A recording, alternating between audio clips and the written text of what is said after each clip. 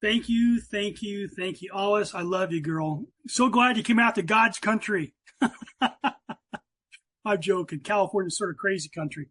Hey, everybody. I see I'm Pat. I'm an alcoholic, and I'm so happy to be here. I get excited about this when I got to tell you, when Alice said, hey, pick a topic, send me the deal. Alice didn't respond right away when I sent it back to her. She's going, I think you're probably going, what are you going to talk on that for? No? Okay, good. But this is, here's the good news. This is not a library tour, okay? It's not a library tour today, but I do want to, I'll probably mention some stuff. And out of the gate, I want to sort of set the stage on why I'm so passionate about this. When I came into Alcoholics Anonymous in 2002, God struck me sober in July of 2002. So I just passed 22 years, and it's a miracle of God. It is an absolute miracle of God. I take no credit, none. And when I came in, I didn't want to hear from you to tell me about God. I'd given up on God in my life. I literally had given up on God. And so when I saw it up on the steps in that third step, I was going, wait a minute. Is this thing all about God? And as I went through the first 3 or 4 months, I'm going to spare the deal so I can get right into our topic. I was going down fast. I was up for 2 breaths and I was going down and I was coming back up for the third breath in sobriety. I'm 3 months sober. I don't have a solution. I'm in a group that knows the solution in Denver, Colorado. But I was so anti-God, it was like I couldn't get there. I could not get there. But I got this gift of desperation I got it before I came in here, but I had this gift of desperation that there's no other way. I'm an alcoholic. When I drink, I can't control the amount. When I'm not drinking, I can't control the start. And I have a spiritual malady that is literally trying to kill me from the inside out. I have a spiritual cancer that is silent and ever so deadly. And the only solution is a conscious relationship with the living God of the universe that indeed is the great miracle, the great fact, and the central fact of page 25. It truly is. And my relationship with God today is far different than it was 22 years ago. And I want to talk to you a little bit tonight about the pilgrimage of how I've gotten to where I've gotten. And by the way, I'm a journeyman. I'm on the trail, and I love the trail, and I journey with all of you. And God is so rich and so wonderful and so loving and so graceful, so forgiving. I mean, there's just no limit to what God's going to do in our lives. So page 19 says we're supposed to practice these principles in all of our affairs. The third step prayer tells me that when I have victory over these difficulties that are revealed in my column 3 of my inventory, and I start to get a perspective of who I really am and who I'm really not, and who God is and who God is not, that I'm going to have some victory over these difficulties. And when God separates me from this bondage of self, that I get to witness to people for the rest of my days of God's power, God's love, and God's way of life. And so tonight, and then on page 55 or page 49, there's another little statement that says that, you know what, when we get righted, when we get in proper perspective, we're no longer going to be the Alpha and the Omega of our lives. We're not going to be the beginning and end. We're not going to be the center of the universe. God is. And we are going to willingly turn our will and our lives over to the care of this loving and powerful and very intimate God. And we are going to become his intelligent agent, his spearhead of his ever advancing creation. A creation that takes you and me in our daily lives, day by day, moment by moment, and uses us to love up people who are suffering, that only you and I, as recovered alcoholics, have a message of depth and weight that could save lives. We could take people to the very throne of God, just like Ebby did with Bill, And even though Bill showed up so much resistance, Abby, I don't want to hear about a loving sway of God.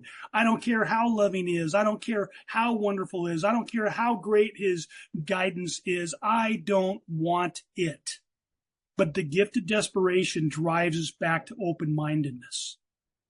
And so by the time I get to page 51, it says the consciousness of the presence of God is going to be it's going to be more important to me than anything else in my life. And on page 55, it says that this spiritual liberation that I see in other people that I've been doubting in the rooms who are now recovered alcoholics, who have all this incredible love going on and changed life and exhibiting the great fact and the central fact of page 25, they're saying that it was made possible by God. And what did God do? It helped. God literally, if you will, transported them above their problems. Sam Shoemaker used to talk to Bill quite a bit, and Bill was an intellectual skeptic, agnostic, right? And Bill would say, how do I get my hands around this whole God concept? I mean, there's so many facets and everybody thinks they've got it going on. And, you know, the religions of mankind, I don't think so, Sam. And, you know, if there's any God at all, it's going to be the devil because he seems to be Bosch Universal because he's got the whole world wrapped up. And Sam is saying, Bill, would you just chill out a minute? Will you just simply try to do the will of God as you understand the will of God, and see if you don't like the results? Just try God. For lack of a better term, take on the grand experiment. And one of the early writers that I was introduced to, and I'll throw the book up just for a second, if you want to take a screenshot of it, is called Abundant Living. It's by E. Stanley Jones. And this was read by the original 100. All the stuff that I'm going to talk about tonight, I'm not going to talk about modern literature. I'm talking about literature that the original 100, actually original 80, read. Okay, is the original folks. What did they inspire to? Now, I want to the last part of this context, and we're doing fine. We're only 7 minutes in, but I want to say that this is sort of important stuff. I started when we started looking at this big book, and everybody at the Fellowship of the Spirit. By the way, I was introduced to that early on in my sobriety, and I thank God. Don Pritz and the gang started it up in Denver, up in Breckenridge, and I got to go the last time that Don spoke, and in 2004, just before I came out to California. And the love and the care and the teachability of the people that were in that fellowship, I have been forever moved to my heart. And so I identify with all of you. And it's a beautiful, beautiful way of life. And what Don said, he said, you know, sobriety without a solution is cruelty. And solution without love is brutality. And I've never forgotten that after all these years. Because unless we have a solution in our lives today, our life experience is going to be very, very cruel to others and to ourselves. Would you guys agree? Thumbs up if you agree with that. When I'm in a place of spiritual disease, I take away from people's lives. I'm an alcoholic illness inventory on page 18. I'm a tornado inventory on page 83. I'm just tearing through people's lives. Look, Ma, the wind stopped blowing. Ain't it grand? You know, everything's about Pat. And so as I'm going through the big book and I'm turning statements into questions, I'm starting to have an experience. And by the way, the gift that God has given me is I've never chased knowledge for knowledge's sake. I've only chased knowledge to learn more about this relationship I have with God because I want to experience God deeper.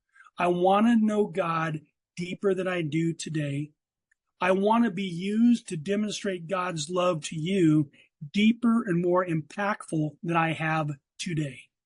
And so I chase authors, I chase volumes, I chase books that could help me with those endeavors. Because I start to go through the big book, and the big book is a signpost. It's a clue, it's a treasure map of topics that we could take in the meditation, that we could take into our step 11 practice. In other words, meditation, just starting out on the very basic, how do I listen to God? There are volumes and volumes and volumes of books that will give me ideas and clues about how the original 100 listened to God. Probably one of the best I've ever read is a simple little volume called When Man Listens. And it's by Cecil Rose. Can everybody see it if you want to take a screenshot? When Man Listens by Cecil Rose. And he has a cool thing. He says, when man listens, God speaks. Pat, when you listen, God's going to talk to you. Hey, Pat, when you obey, God is going to act. God's going to make a path where there is no path. The impossible journey across becomes possible. God never breaks a promise. God never, ever doesn't show up. God always comes through. I have a dear friend of mine who's been one of my sponsees for about almost, 15, 18 years. And he's recently went through a really, really heavy stretch in life. And a couple times he's saying, Pat, I know that God's going to show up, but it's 11:59. It's 11:59. I said, don't worry. Have you heard the clock hit 12? And he goes, nope. I said, don't worry. And I got a call from him a couple weeks ago, and the event that needed to happen in his life happened. And he said, Pat, it was more miraculous than I could have ever dreamed. It was more complete than I could have ever imagined. It was more satisfying to our future for my wife and I than I could have ever desired. Pat, God is amazing. See, God wants to show off in our lives. God's a show off.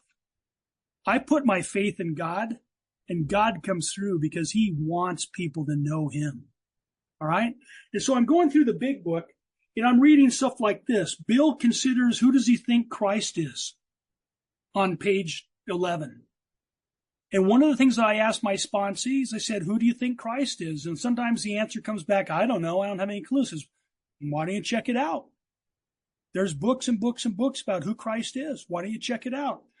Page 47 describes willing to believe as a simple cornerstone on which we're going to start our relationship. Why do they use that term cornerstone? Why don't you check it out? A meditation on that, and then it's going to lead you to some books. And by the way, at the very end of this, I'm going to give you one volume that has all the books that I'm talking about. So don't worry if, I'll give you what I got. Call me. I'll give you my life. I've got a lot of books. I read all the time and I love it, but it's not to impress, but I'd love to journey with you. Okay. On page 13, Bill calls God his newfound friend who's going to take away his sins, root and branch. What the heck does that mean? Do you know there's books on that? There's books and books and books. And what does that terminology even mean? And how about this one? Page 19, after such an approach, many take up their bed and walk again. Where did that terminology come from, and what is it talking about?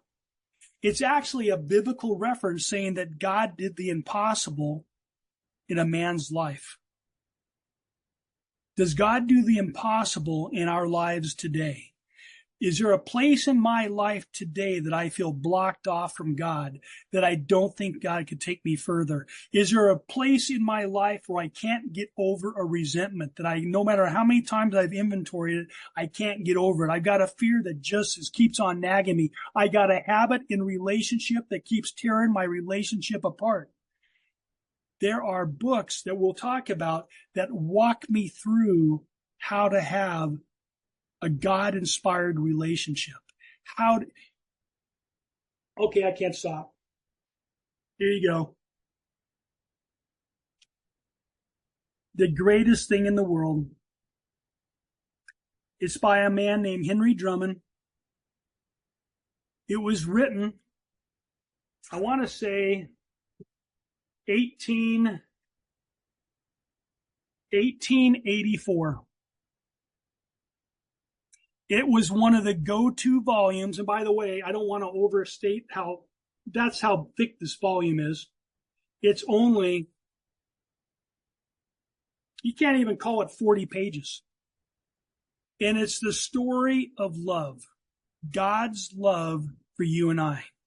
See, I believe the big book of Alcoholics Anonymous is a love story from those that have recovered to those who are still suffering. And I believe that the Bible is a story of how God has a love story for you and I.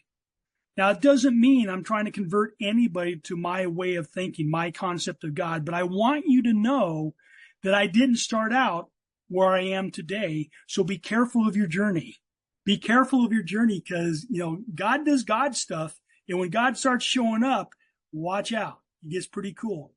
But this greatest thing in the world is a story about how to show up in relationship lovingly with the power of God. It's out of 1 Corinthians 13, and it's probably one of the most powerful sermons that was ever not preached. That's right, not preached. It was written as a fireside chat with Henry Drummond's best friends who were all in world famous ministries at the turn of the century that all of Alcoholics Anonymous read on a routine basis. Let me keep going. Page 63 uses the term in the promises, we were reborn. Bill says, my roots, they grasp new soil. Where are these terms coming from? And again, Sam Shoemaker, one of the people that was read openly and lovingly by Alcoholics Anonymous, talks about that very subject of twice born ministers. And the ministers is one of those words that sort of jumps out at us, and I have to set aside my prejudice to the term. I had to when I started to read. And what Sam is saying to Bill Wilson as he wrote this, he was the Episcopal Calvary Episcopal minister in New York, where Ebby and Bill and quite a few of our original gang, they went. And Sam wrote a book about the experiences of people who met God, their life got changed, and what happened as a result. So it's like you get to listen to their stories. There's probably, 15 or 16 stories in that volume. And it tells each of us about the possibilities of what God can do if we give God our lives. What can God do? And it's an amazing journey. Man, I could keep on going. Okay. How about prejudice? How about sensitivity? How about sensitiveness? How about obstinacy, right? Unreasoning prejudice that we have. I wonder if there's any books about how to overcome that. Yeah.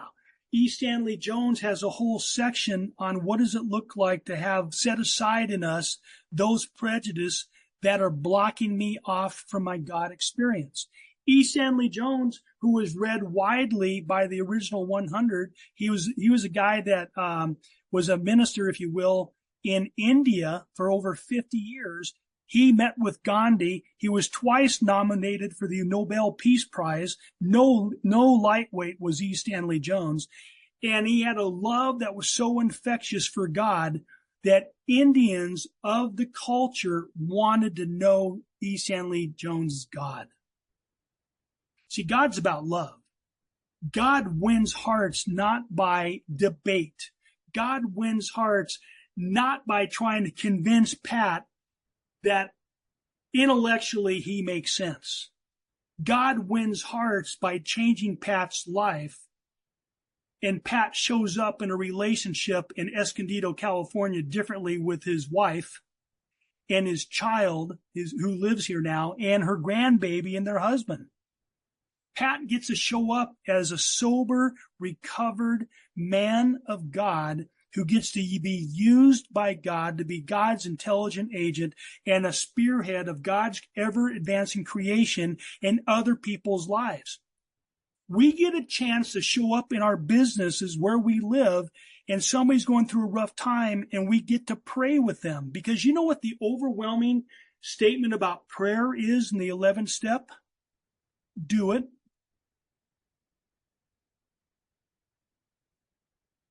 Do it.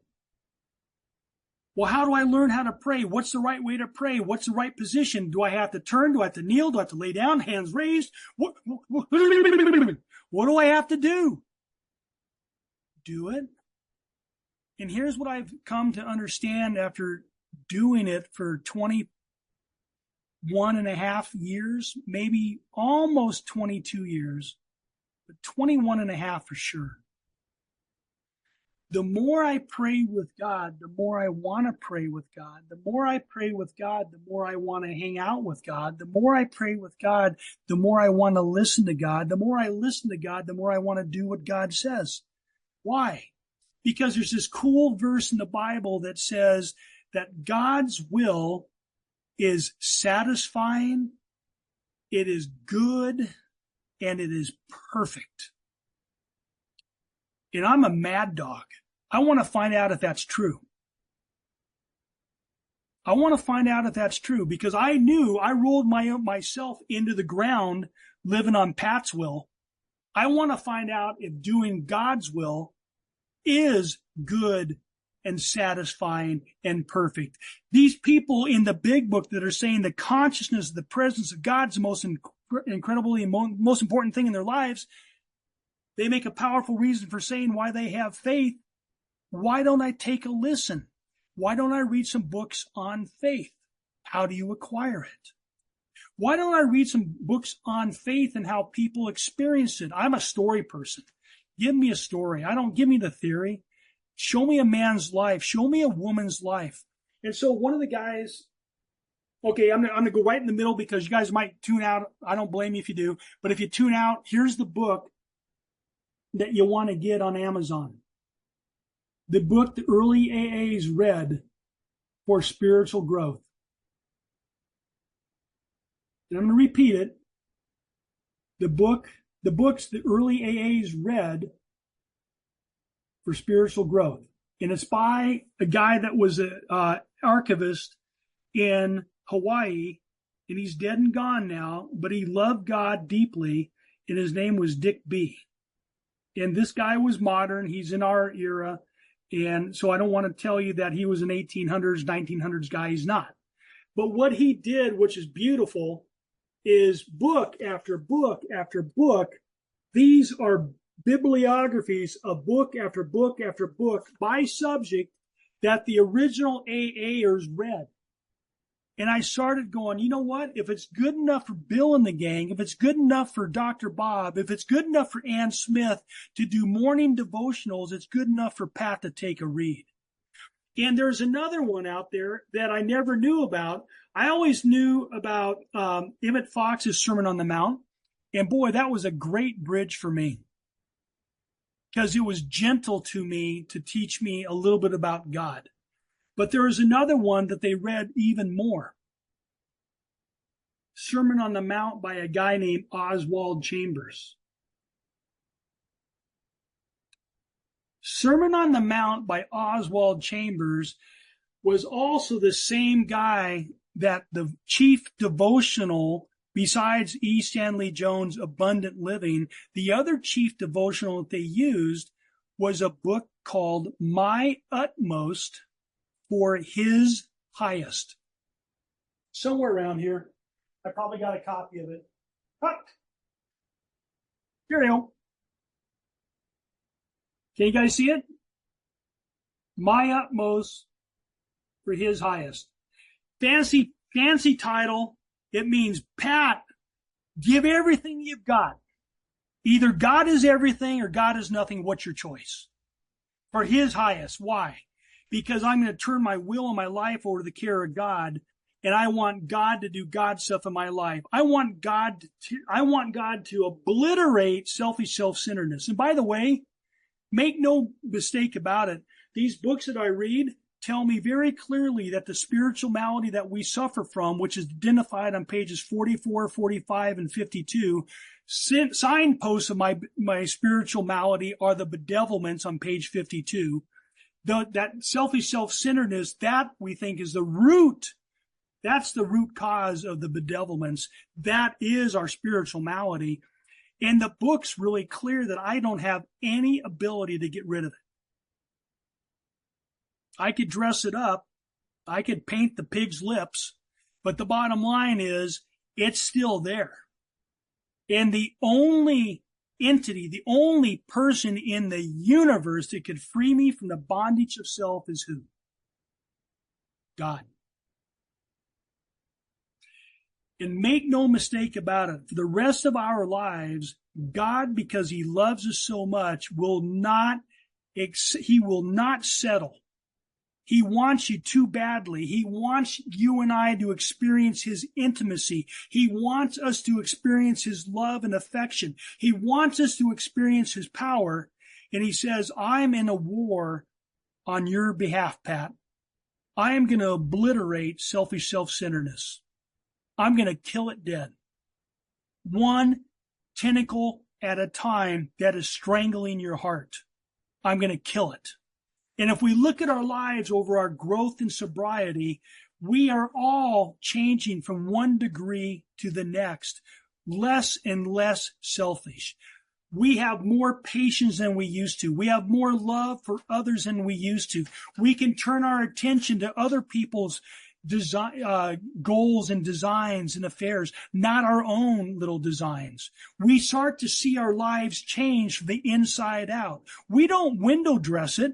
Lack of power is what my dilemma is, and I can't pull off living to the place of philosophical convictions. I can't pull off my moral code. I can't show up honestly and lovingly in a relationship that makes a transformative difference. Real help for another human being. You know what real help for another human being is? I take that person to God.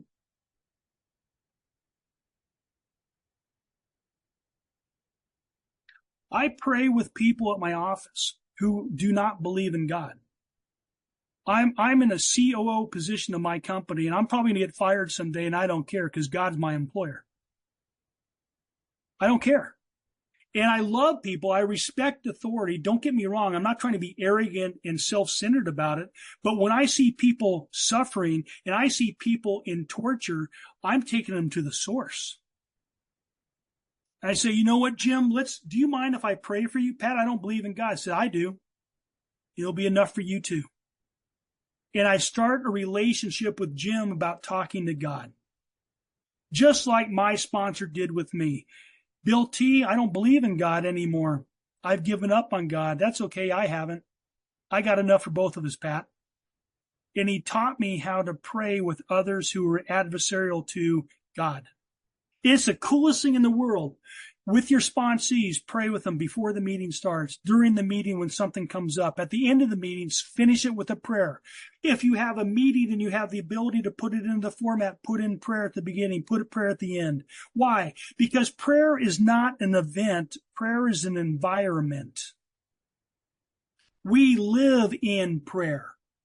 We live our days in prayer. In the Bible, it says we move and we have our being, our beingness with God. There's no place I could go where God isn't. So why not talk to him? Well, I'm scared to talk to God. If I tell him what's really going on, he's not going to want to be around me. Really? The God that I'm starting to learn about in life knows all things. I can't pull one over on God. And it's okay because these books, these volumes that I'm reading, I've got all sorts. Soul Surgery tells me from H.A. Walter, another one that was one of the original. This one talks to me about how God is going to remove my spiritual malady. Oxford Group, straight up.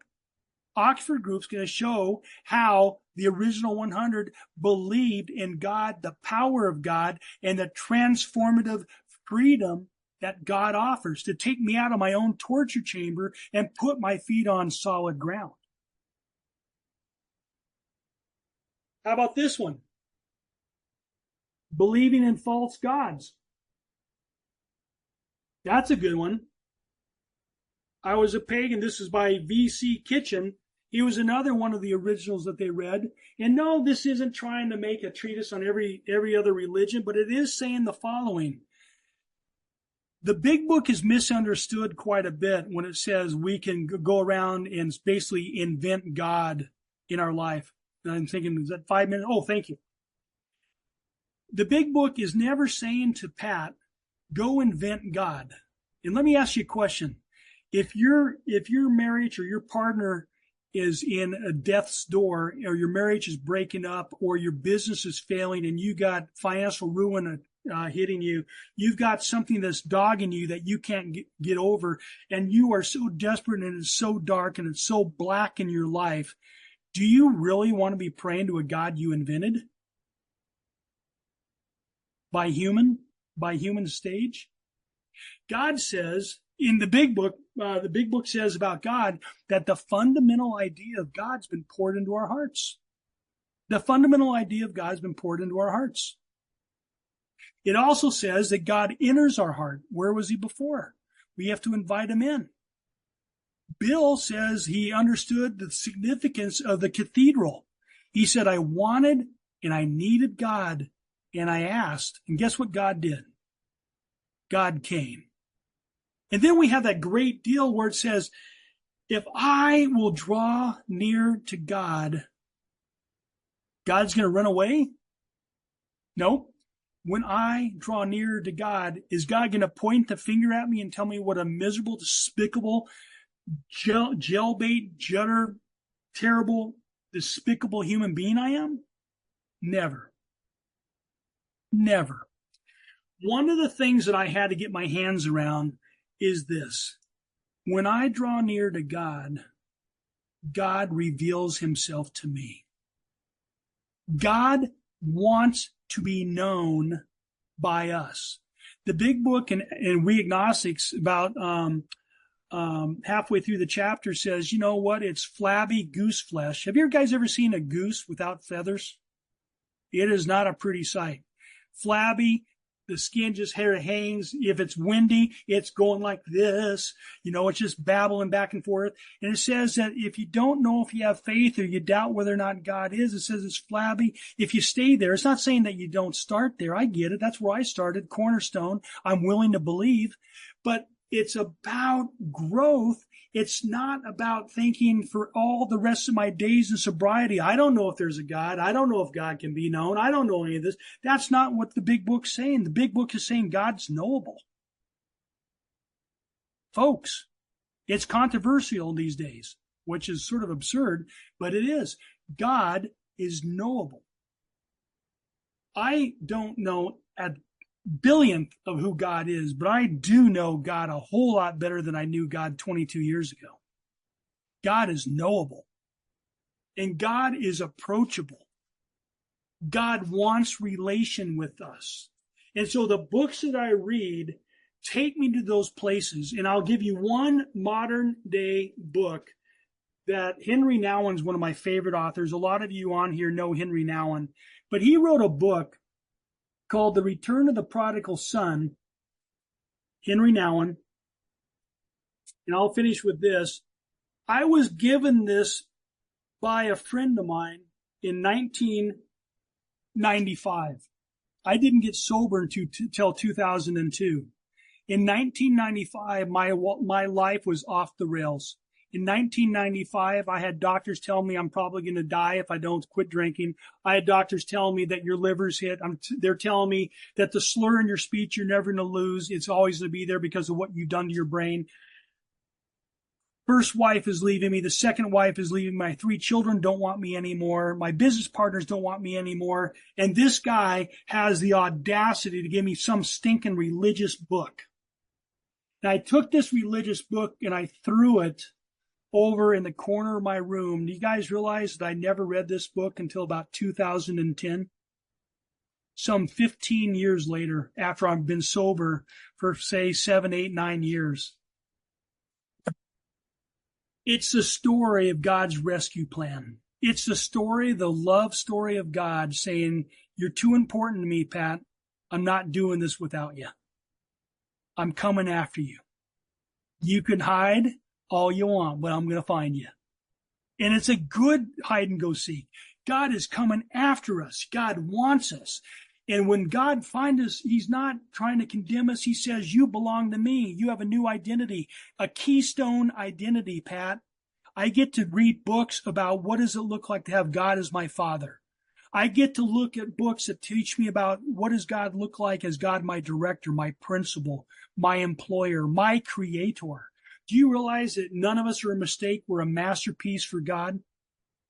God, before time began, created every single one of us on this call. You are not a mistake.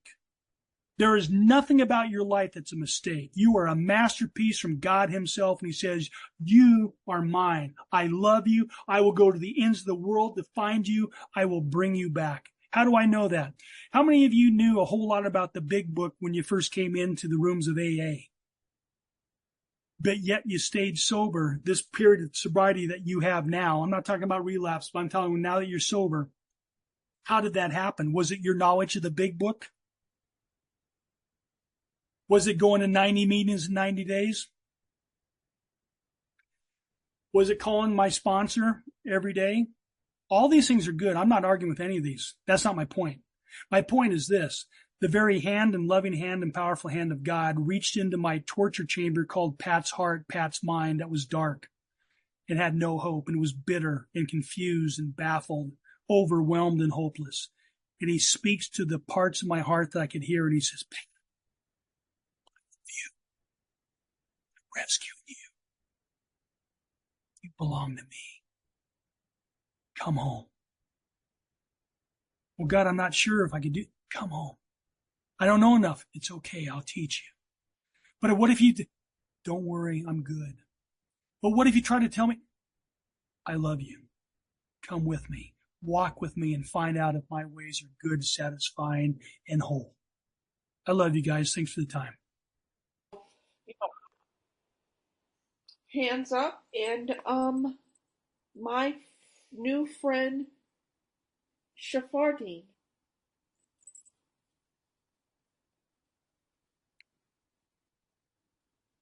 Come on in. Hey everybody, my name is Shofardine. Very grateful, recovered alcoholic. I got to hear what I needed to hear. I'm so grateful just to get the resources so I can continue to get the word out. Love you, Pat. You know how much I love you. Right so back at you, buddy. And thank you. Thank you for being here. Okay, Jill, you are up next, Jill.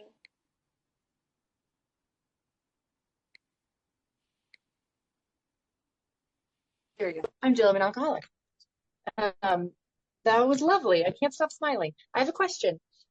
You mentioned that Bill T talked to you specifically about like praying with people who don't believe or people who are skeptical. And do you mind elaborating on that? Oh yeah, just real quick. Great to see you, by the way. You know, conversation with God is like you and I are talking. I have a lot of love, and obviously I have a lot of. I know that I'm talking to God, so I don't take that lightly. But when I'm talking, like Jill, if I'm talking to you and you're telling me that you're going through a rough patch in your job, I'm going to say, hey, do you mind if we pray for a second? And you go, okay, yeah, it's okay. I don't really believe in God, but okay. I say, Father, Jill's having a heck of a time in the job. God, I pray that you would do some God stuff in her life and give her some knowledge and wisdom about what steps to take. And God, if there's anything blocking her, would you please show her the way? Thank you. Amen. That'd be an actual way that I'll share. And I was actually just praying. I don't know if you have a rough time in your job. I was just praying for you. I was just loving on you. Thank you, Pat. You bet. Ferdinand, please come in. Hey guys, glad to be here. Ferdinand, powerless over alcohol. Pat, that was awesome. Your share just reminded me of the fact that I don't graduate from this program because there's so much for me to learn and to research and to dig for spiritual gems. That's what my late dad used to describe it.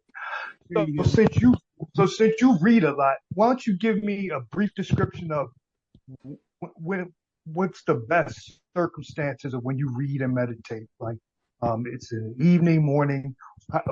What works best for you? Since obviously you read a lot. And thanks for your sharing your service. Oh, you're welcome. You're welcome.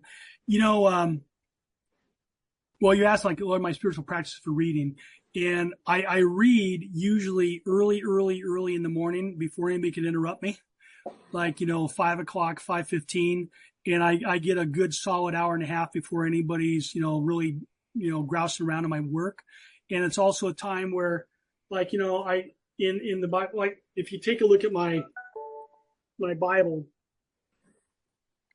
right?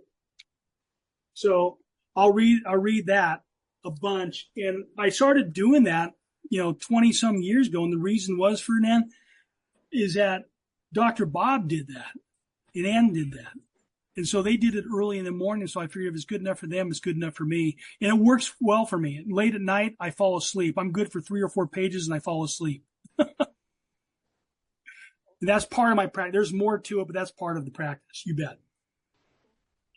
Before Linda comes in, I want to just say that if you are having trouble wrapping your mind around the word God, use whatever word works for you. The source, yeah, great point. Great creator, point. anything.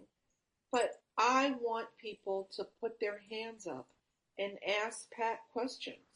Pat walked us through page number by page number all of these places in the big book that talk about our spiritual experience. So, Linda, you're up next. Come on in.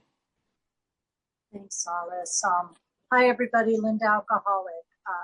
Thank you so much, Fellowship of the Spirit and Pat. I am just like, woo, woo. But, and I just thank you. Thank you for sharing the spirit that is in you with all of our spirits. You were a big part of the shift for me and this continued shift in this relationship, this absolute beautiful relationship with God. So I'm just, I have a question. Would you, I think about when I first came to Alcoholics Anonymous, would you, in a brief way or whatever, kind of give it wasn't always like this. It wasn't always like this for you. I remember when I did the 24 hours a day and daily reflections and kind of close them up. And so, kind of if you could, like thank you, sir. Super question, Linda. And by the way, my true invitation to everybody is wherever you're at, it doesn't matter, start there. Because I couldn't say the word God for years. I couldn't go into a church building for probably the first 4 years of my sobriety. I would physically get ill to go inside of a church building. Okay? So what my sponsor did with me, he said, Pat, there's over 400 times that the word God or a derivation of God's name is used in the big book. Go find them and see what they mean to you. Infinite, spirit of the universe. I could go, well, there's a bunch, but if you go into We Agnostics, just take the chapter We Agnostics, and every time it uses a terminology for higher power, by the way, higher power is used twice in the big book. Lovingly, it's not a bad thing. God is our higher power. I think he's just fine and dandy with that being called his name. I know a lot of people that I fellowship with, I call my brothers, they call God higher power. I have some people, my second sponsor, used to call, God the big G. There's all sorts of names. I don't think God wants us to come towards him. Infinite power, spirit of the universe. Bill called him at one point the czar of the heavens. Wherever you start, that's what it is. And in Bill's story and in We Agnostics and in A Vision for You, all those chapters have lots and lots and lots. There's over 400 instances where God's name is used or a derivation of God's name, spirit, friend, That's where I had to start. I couldn't call God God. The first consciousness was using the word friend. What's my concept of friend? That's where I started. Saved my life, by the way. Saved my life. Great question, Linda. Thank you. We've got 4 people. We've got 6 minutes. Come on, we can do it. Pat, you're up next. Thank you very much, Alice. Pat Olson, alcoholic. Pat, I'm overwhelmed. Just overwhelmed. I have the sponsees in this meeting. One of them texted me and said, prayer is not an event. Prayer is an environment. We live in prayer. And I feel like that I'm just glued to the screen here, that practicing the presence of God, practicing living. Brother Lawrence, they read them. Yeah. It's really coming to life. And I just want to thank you for that. And one question, sobriety without a solution is cruelty. What was the line after that? Solution without love is brutality. Beautiful. Thank you. That's Don P. That guy was one of the most loving human beings you'd ever want to meet. Love Don. Yes. Thank you so much for referencing him. God bless you. Absolutely. He gets all the credit. Natalie, come on in. Hey, everyone. I'm going to try to talk fast. Hi, I'm Natalie, recovered alcoholic and addict. And Pat, that was amazing. So this is my question. I'm currently in my mad dog stage where I've just, gained access to God. And I'll never, ever lose it. I'm reading everything. I'm buying all the books, and I'm only reading them halfway because I want the next book. So I'm just devouring all this literature. And did you ever have that phase when you were in that place, and how did you balance it out? And do you find that by doing that, I'm blocking God from doing God stuff when I'm busy consuming all the spiritual literature? I don't know if that makes sense. It makes total sense. Sam Shoemaker used to tell Bill, love God with all your heart, soul, and mind, and do whatever you want. In other words, he was saying that if you fall in love with God, if you fall in love with your higher power, God's going to have his way with you on a daily basis. That's step 11, practice of praying for the knowledge of God's will and the power to carry it out. I don't worry about it today at all. If I'm in a binge reading phase of 2 or 3 books, by the way, I'm usually reading 6 or 7 books at the same time, all the time. Now that doesn't mean anything. I want to say this clearly. If you're not a reader, it's not about the reading. It's about following some folks that have pointed the way to having a deeper relationship with God that you're curious about, and go talk to them. I had a native Indian American Chippewa Red Path tradition that I still use, and I had 3 brain clots in my head last year. And the Chippewa Indian Red Path practice of Adaning was instrumental in me getting through 72 hours.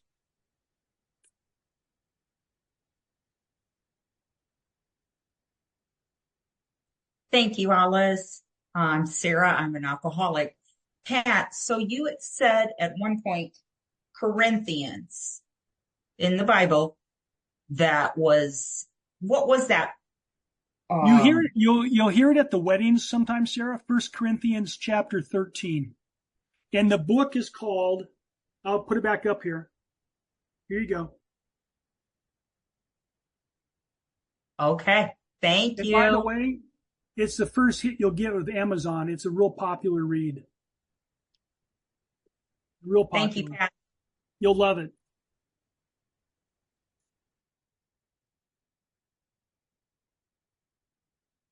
I don't know if is Alice frozen? No, she just muted. Thank you, Sarah, so much for coming in. I really appreciate your question. And Pat, we did it. We got all of the questions in. I just want to turn it back over to Michelle, and I want to remind people that Pat talked about it as a love story. Pat talked about it as falling in love. So, Pat, I love you. Hopefully I'll get to see you in person soon. Michelle, back to you.